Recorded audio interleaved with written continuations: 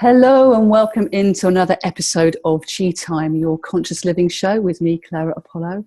And because we're playing on demand now, we're able to create shows just how they want to be. And I've been very fortunate to link up with Miguel again. He's coming down to Bournemouth to be part of the 20 minutes max thing. Woo! Trying to be clever here. Happening in Bournemouth on the 1st of March. So ostensibly I was wanting to talk with him about that, but actually he's just been away to Thailand and he's been off on his travels. So actually we're just going to have a chat and see what happens. So welcome back to Chi Time, Miguel. Hello, Clara. Hello. Thank you for inviting me back. It's always good to have a conversation with you.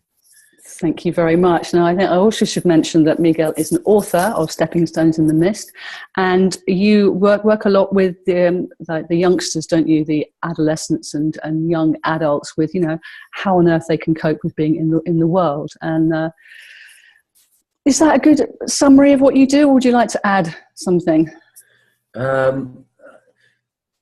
I can always add something, Clara, and yeah, it seems, the work that I've been doing just seems to be evolving all the time. I've never been very good at kind of like business plans and sticking to rigidly, this is what I'm doing and this is where I'm going. It's a bit more of a stepping stones in the mist kind of approach to everything, really. And so what's been sort of unfolding is, when I kind of like look and think, well, over the 8 years I've been working for myself, what I've been doing. And for the most part, it's a little bit broader than the youth, but the theme seems to be that it's about disadvantaged groups, really. So I do work with young people, and I would almost argue that at the moment, all young people are disadvantaged to a certain extent, just because it's such a challenging time to be growing up. I know that my 16-year-old son at the moment has been struggling with, he went to college and he got a place at college after school and he didn't like it. And there was so much pressure to sort of stay there and not drop out. It's like, what happens if you drop out? What are you going to do? Where are you going to go? How can you make some money? How can you make ends meet? And all that sort of stuff. So I do work with young people. It is a challenging time. I've been working quite a lot with homeless people, having experience of that myself. I work with homeless sector organisations in different capacities, and what's very recent for me is actually beginning to work in prisons as well. So I'm doing a little bit of work in a women's prison at the moment, where I'm doing some sort of group work sessions. But I'm sort of halfway through the process of an application process to apply to be delivering sort of basic skills qualifications in prisons as well.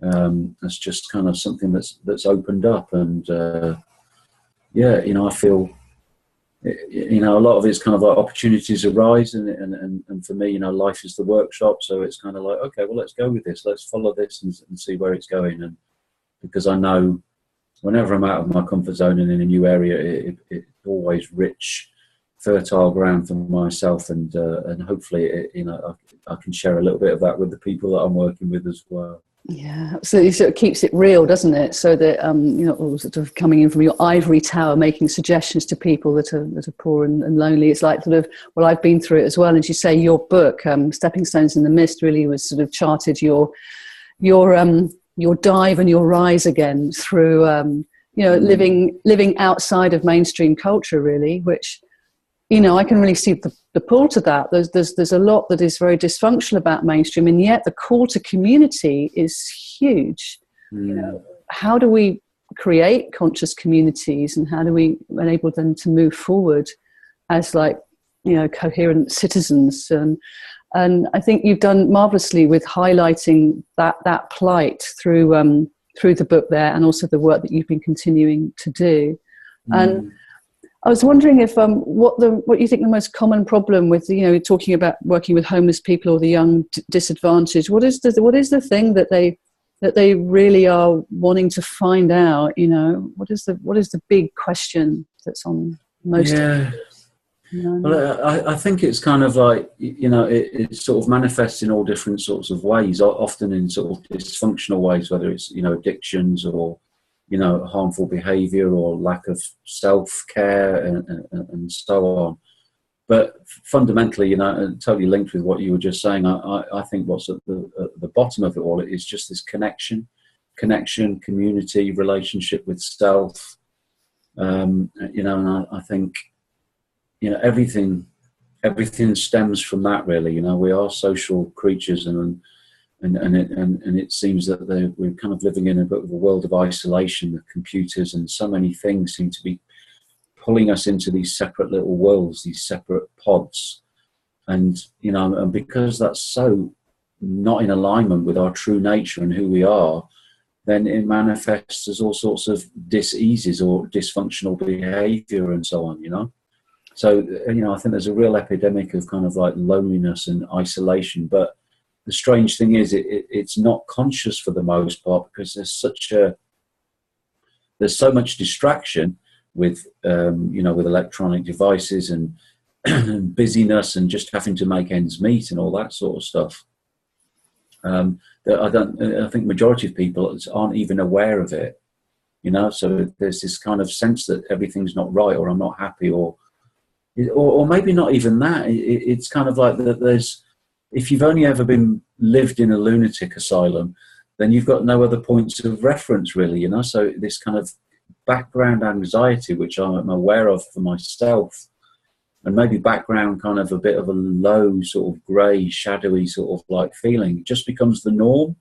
So, it's this really strange place that I think a lot of people, their idea of living is perhaps just a tiny fraction, a percentage of what we're actually capable of. But we've lost those points of reference, That's right. I mean, it's difficult to get a fuller perspective when you're so steeped in it. And it's something that you've just done recently. You're just back from Thailand. And as you know, I'm still out here in Austria. That perspective shift that you get when you step away from your normal routine gives you such a freshness of vision and an appreciation of what is back there. Would you agree? I would agree totally. Yeah, kind of like it feels. I use the sort of metaphor of a camera zoom. It's kind of like just we're almost, we're so sort of limited by the little details that are in our little pond that make up our lives, and when we can, have the opportunity to step out of that pond or step out of that treadmill or that busyness or whatever, and just be a little more, and then I think that's tremendously useful exercise to do. It puts things in perspective. You just see things from a different angle, and I feel very different. As a result of that month in Thailand, it's hard to put my finger on it. And I think I put something on. There was a T-shirt that I kept seeing around in Thailand. That on the front it had same, and on the back it had but different. Yes. And that really just, I struggled to kind of like almost understand why there was such a pull to those words, but I'm kind of getting it now, and it feels very much like that. I am the same, but I am different, and there's that. Nobody else would know that anything was different, but there's just a slight sort of tweak. There's quite a slight adjustment, and the filters are just slightly different through which I'm seeing the world through as a result, And yeah, absolutely. I completely get that. And so how do you then able to take that into your work and talk about it, I guess, with the people that you work with? It's been your experience, and how could this assist them? Yeah, well, I think there are the two key things around my work that have become clearer from having that time away. And one is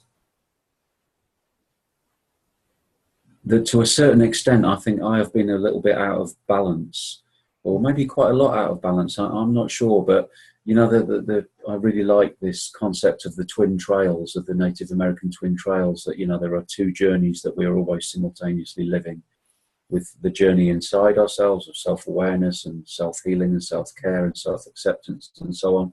And then there's the outward journey, of what we do in the world and how we show up in the world.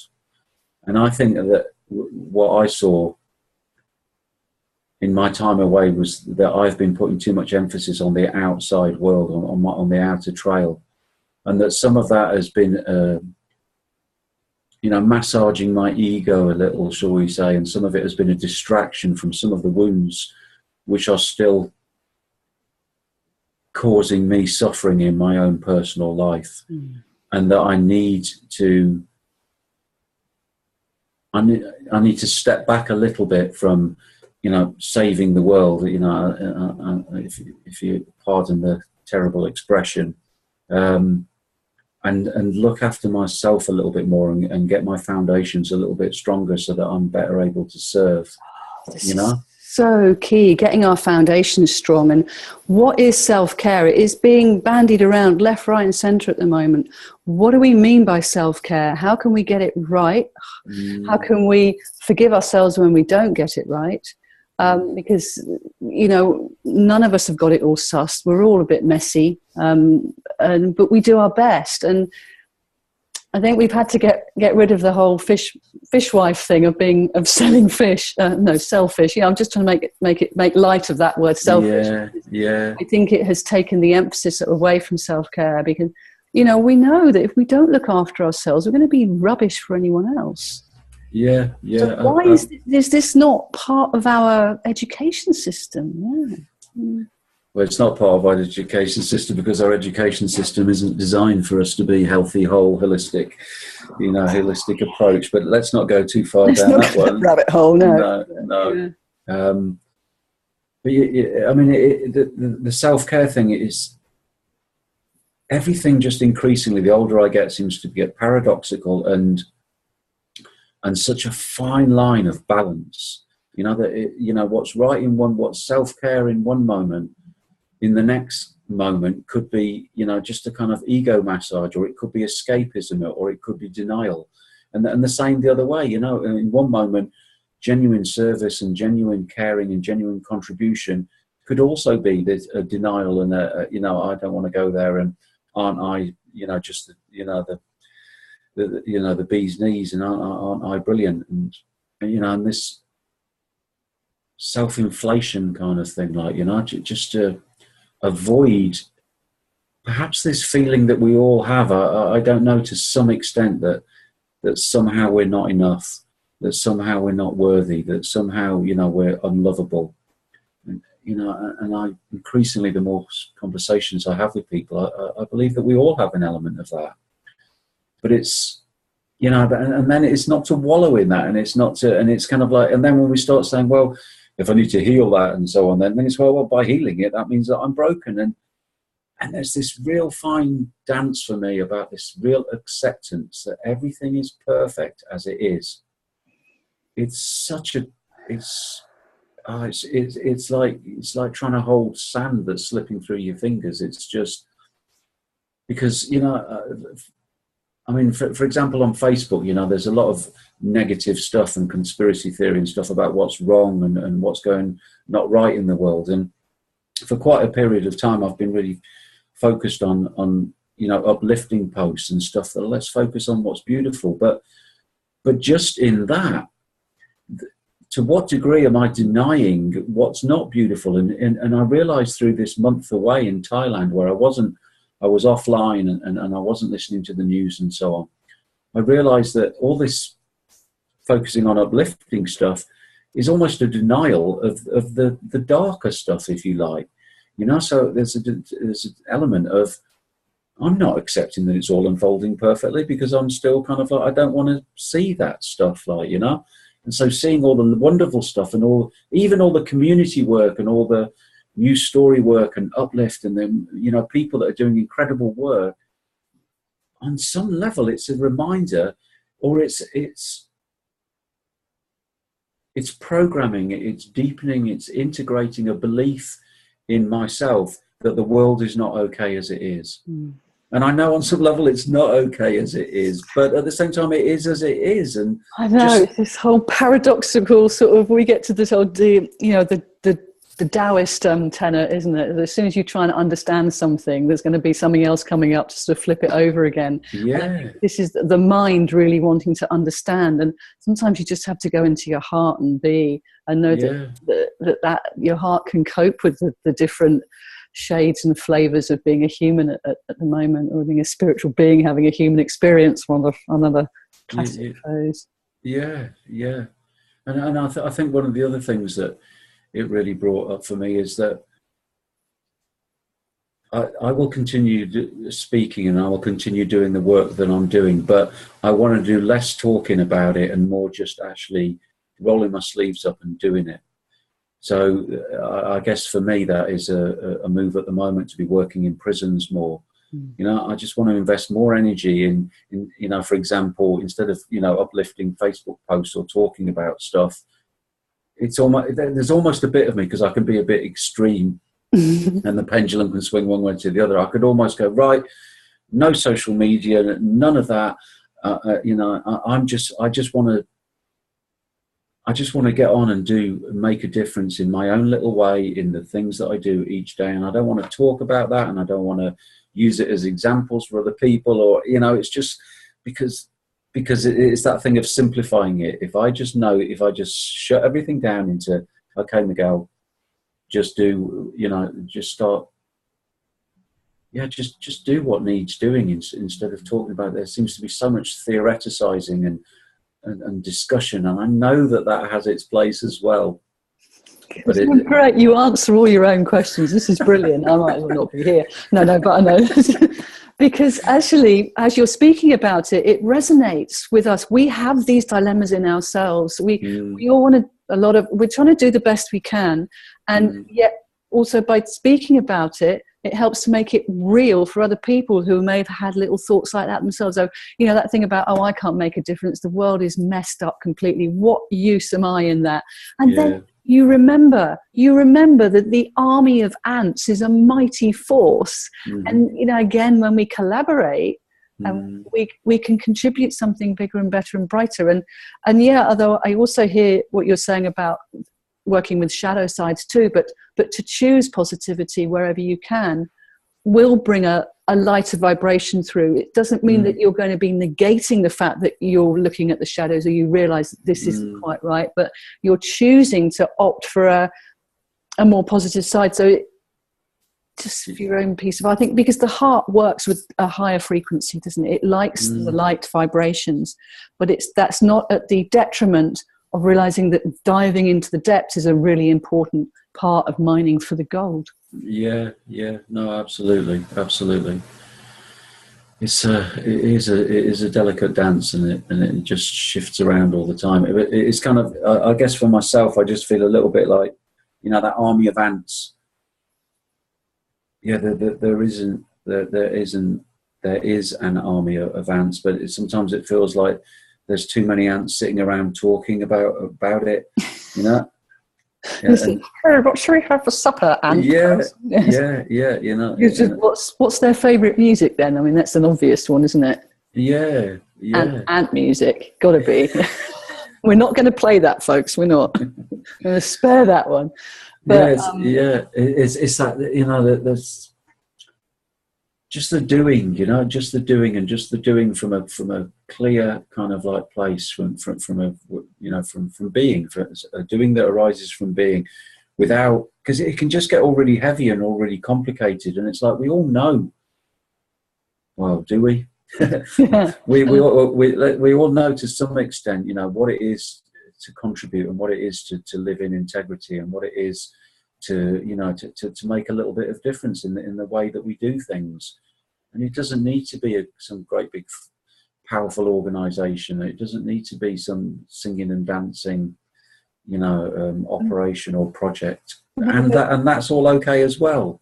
It is, but what you're saying is how we inspire each other to be in integrity, to work together, is through these sort of coherent conversations. And I know you work a lot with Matt McCartney too. He's one of your mentors, isn't he? From Embers Coombe. And so, you know, we do look to the people that have interesting slants on the world to help us understand who we are. Because getting back to the youngsters and the young adults, or actually any age, to be honest, what is our purpose? Why are we all here? Why are we doing what it is we're doing? And this is a question that connects all of us. And it's very easy to just negate and go, oh, I'll just go out and buy some more makeup, you know, or whatever it is that the outside media is suggesting that you need. And it's like, no, that's not nourishing my soul. So where do we go for soul nourishment these days? Get that through these sort of conversations. And, you know, Miguel, you are going to come down and do a talk for Conscious Living events, which I'm really looking forward to. And I know a lot of other people are going to be very interested to hear where you're at there, because whenever I speak to you, you're always absolutely authentically in your moment right now. You're not pretending anything. You're not thinking, oh, I should be talking about this. You come in with going, well, this is how it is for me now, and this is what I'm noticing. And that's why you resonate. That's why it works, here listening to what you're saying. So my question would be like, well, what are you going to talk about that night? And I might as well blow that one out of the water right now, because you don't know. But you've brought up that subject of twin trails again, because it's actually, you know, that seems to be what we come back to time and again. It's like, how am I within my inner being, and how does that reflected in my outer life? So I think that as a general point of reference is sort of where you come to when you're speaking. Am I right? Yeah. Hopefully, I mean, I did do a talk at Alternatives not long ago, which was called the Twin Trails, and then I realised that the talk had finished and I hadn't mentioned the Twin Trails. Oh, brilliant! But you know, I mean, you know, I guess it doesn't matter in a way, because it is who I am. You know, it's kind of, you know, if I was just talking about it, and it's good to talk about it and live it, but I know that I live it, because I know that you know, that's become, it is my life. My purpose and so on is about contributing and making a difference, and you know, just in the everyday little things. It doesn't need to necessarily be in a big way.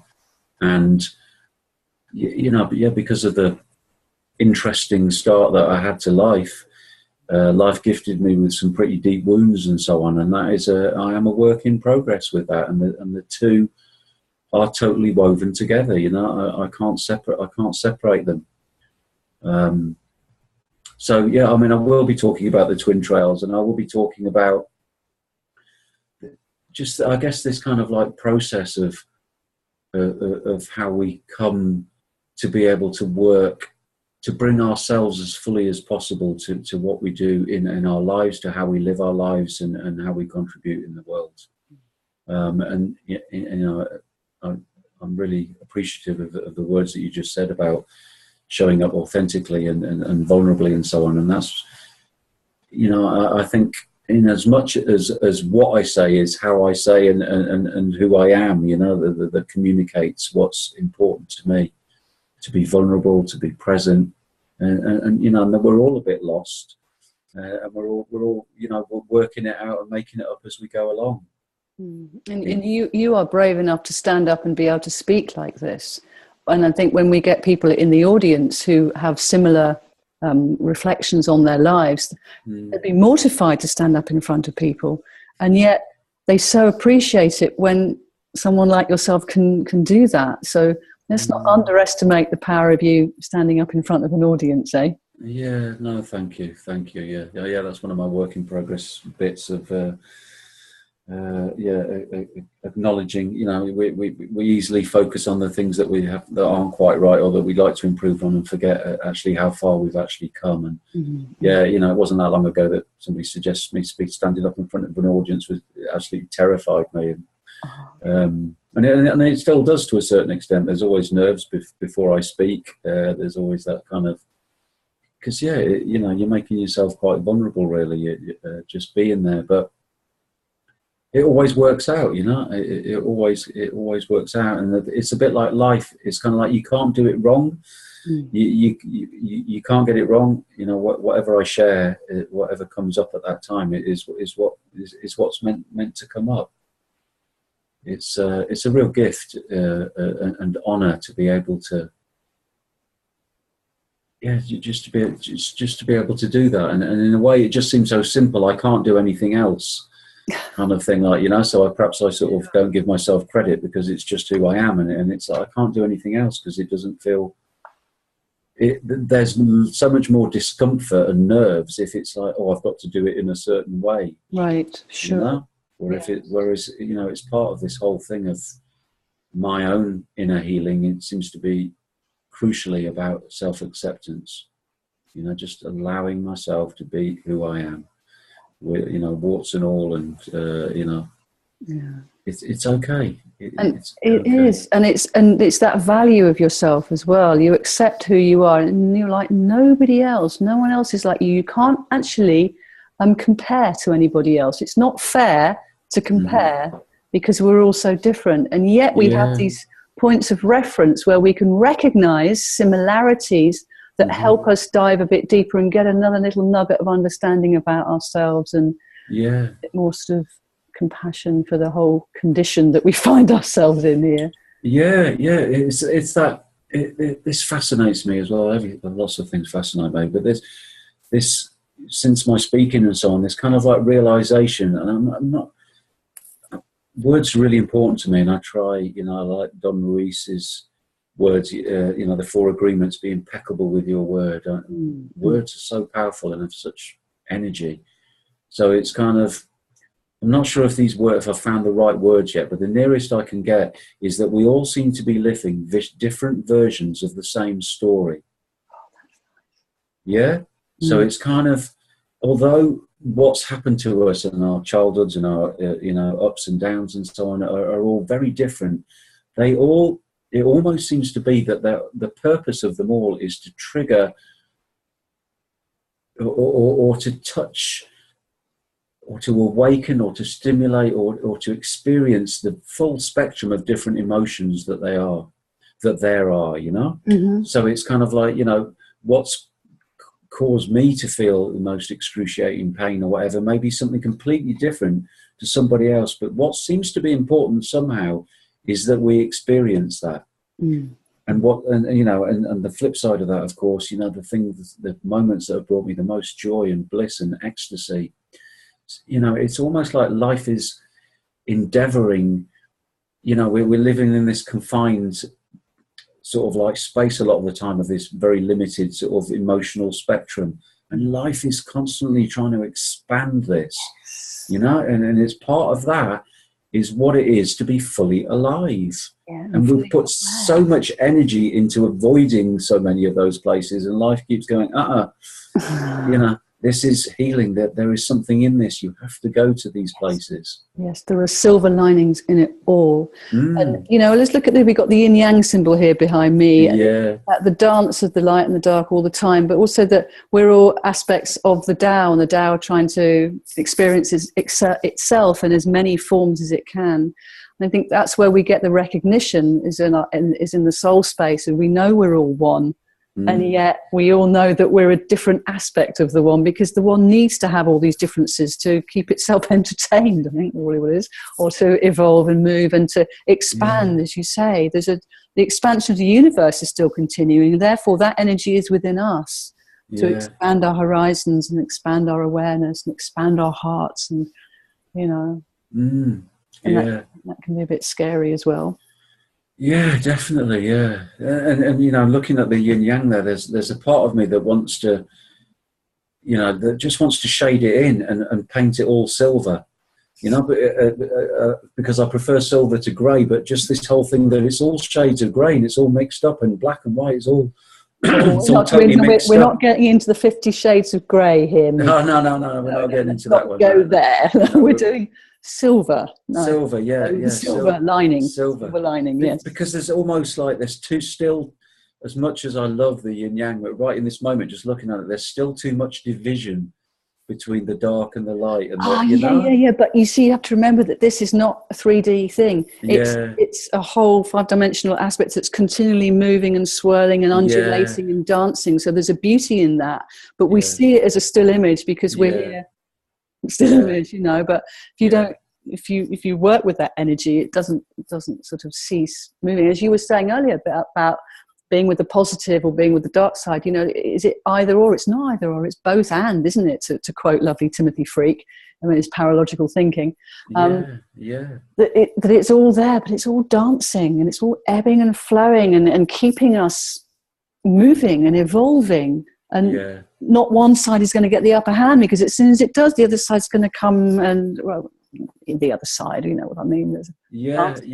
Our language is so clumsy and so restricted, and our language seems to be so sort of geared towards duality and Yes. dark and light, and Yes. and even if we say we can embrace both the dark and the light, there is still this element of, yeah, but the dark is the negative bit, or and the light is the positive bit. And it's like, no, it's all equal, it's all perfect, it's all there is, you know, there, like you say, there is no comparison, there is no lines and different ends of spectrums and stuff. You can just really see how, you know, to really get this stuff, you're just not going to get it with your head. No. because it's like the mind, as incredible a piece of equipment as it is still like a, you know, it's like a little Lego car, and you know, and when we're talking about this massive multi-dimensional spaceship or something, you know. Yeah. And it's like, because we are, you know, the mind is very much interested in what's happening in the now, and it's all linked to the ego and everything, and it's in the front of us, and yet the observer is behind all of that. And I think what we're getting with conscious awareness is that we're becoming more aware of the mind and not allowing the mind to make all the decisions for us. The mind has wonderful capacities. Where would we be without it? Yeah. A tricky place.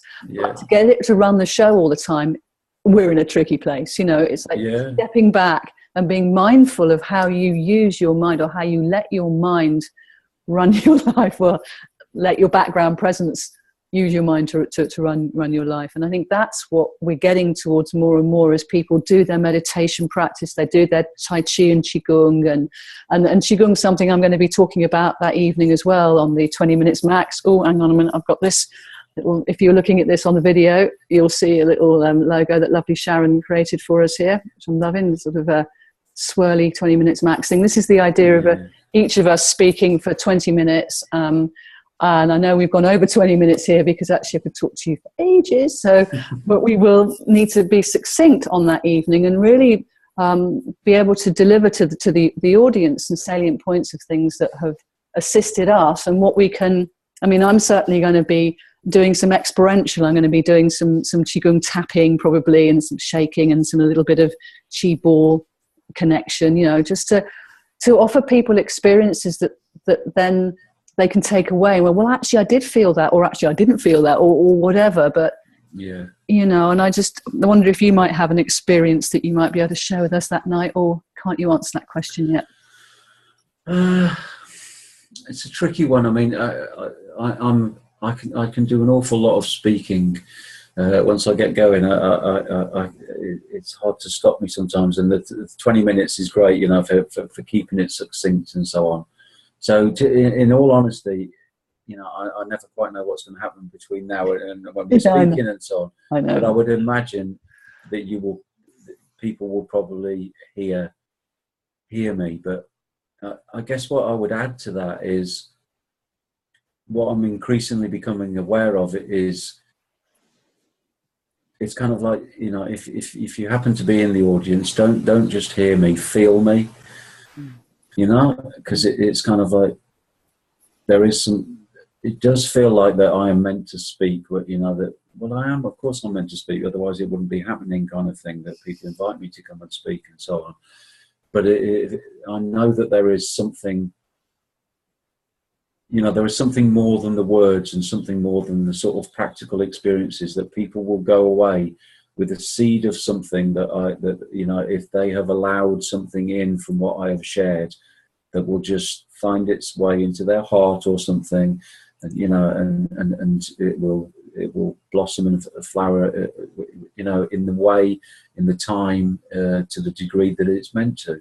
Exactly. I love this. So there we were talking about how words are powerful, how the right words, and be impeccable with your word. And here we are getting the words are leading to the Qi, the energy that we share, the energy that gets ignited by certain words or behaviors, or and that is the personal experience, isn't it? So that your words can ignite something within somebody's system where they recognize something about themselves, but it won't be, they won't then need words. They will have the feeling from that makes sense to them. I love that. I love the language of Qi. I really think it's the way forward. And I like you being able to articulate it like that, because I'm such an experiential person, and I kind of stopped reading, sort of books quite a while ago. I'm very selective about what information I ingest, kind of thing, because I'm just such a massive believer in, unless I've experienced it myself, then I'm not interested. It's, to a certain degree, there's this, and that sounds a bit black and white, but there's this information. We're living in an almost age of information overload, and there's going to be so much information, and it's kind of like, no, I don't want all that information yet. It's all valid and it all has its place, but it's about me internalizing and living and sharing what I'm experiencing. So what I'm just talking about with my speaking, I didn't have that language of chi and kind of, and so on, but it's just something that just arises in me, and I just kind of like realize, oh right, yeah, there's more to this than getting too hung up on exactly what you say, Miguel. It's very much about how authentic are you, how present are you, how genuine will you be, when you, in that little bit of time that you have in that honoured place to be before, a group of people who have chosen to give up their precious time and chosen, or life has chosen for them to be in that room with you amongst 7.5 billion people. What's the chances that they're in that room there and then, and we have something to share? And it's an exchange as well. It's not to say, oh, I'm on stage, I'm speaking. There's a beautiful dance that takes place with the audience. It's something really quite sacred and special. No, really. And on that note, I'm just going to take a nice deep breath in and breathe all that out to you from my heart, to people that are listening or watching, and invite you to come along if you're in the Bournemouth area to the Orchid Hotel on the 1st of March. It's an evening event, 7 o'clock, the doors open. Be Miguel and myself, and also Wendy Fry, who's recently done a Chi Time interview. So, and we're offering very reasonable prices on these, because we want to encourage people to come along and share and be part of community. Like you say, we're there to share some of the stuff that we've been through and to sort of make connections for other people that are there. But also, as you say, it's the dance and it's community there, because there's going to be time between when we can all chat individually, or we can. So I see conscious living events as being something that gives people a reason to gather together in a way with like-minded and broad-hearted people.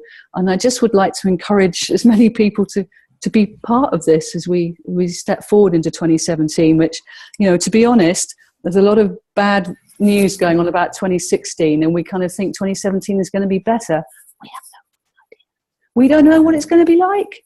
We have no idea, but we do know that when we take care of ourselves in a conscious way, and we connect in with other people that are doing similarly, then we can hold each other's hand as we take each other back home. I know it's another classic one, but it's so true. It's so true. It is.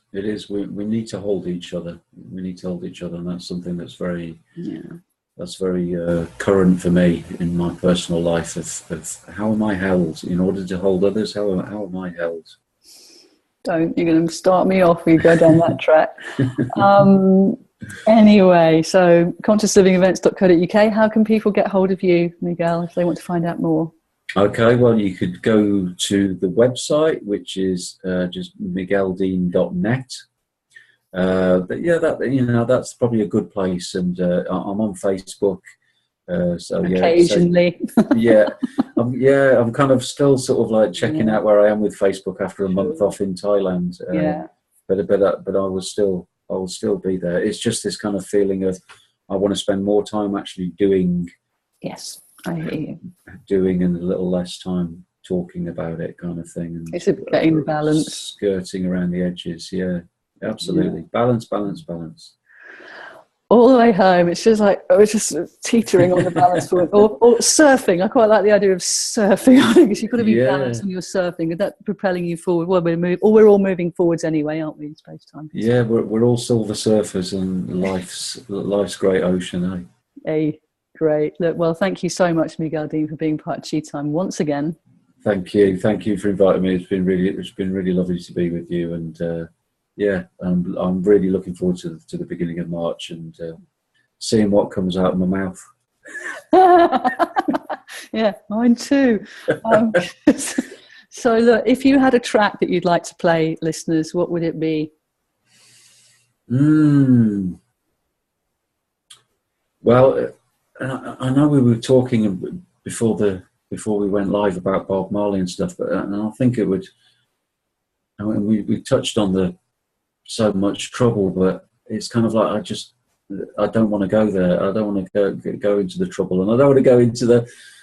It's interesting, actually. Can we have two? Can we have so much trouble, and then can we have one love? Yeah. Because it just feels like it's different sides of the same thing. Do you know what I mean? All right then. Bit yin yang. Oh, perfect. So a bit of trouble and a bit of love. Yeah, because Okay. life's a beautiful, crazy blend of it all, isn't it? It is as well. But Bob Marley is the king of all of that, isn't he? Great. Oh yes. All right. So for those of you that are listening, we're going to have a little bit of a Bob Marley fest. For those of you who are watching, sorry, can't do that on the videos, but maybe you can go and play your own Bob Marley collection. But thank you again, Miguel, for being part of Tea Time. Keep your chi up, everybody, and I'll see you next time. Bye bye.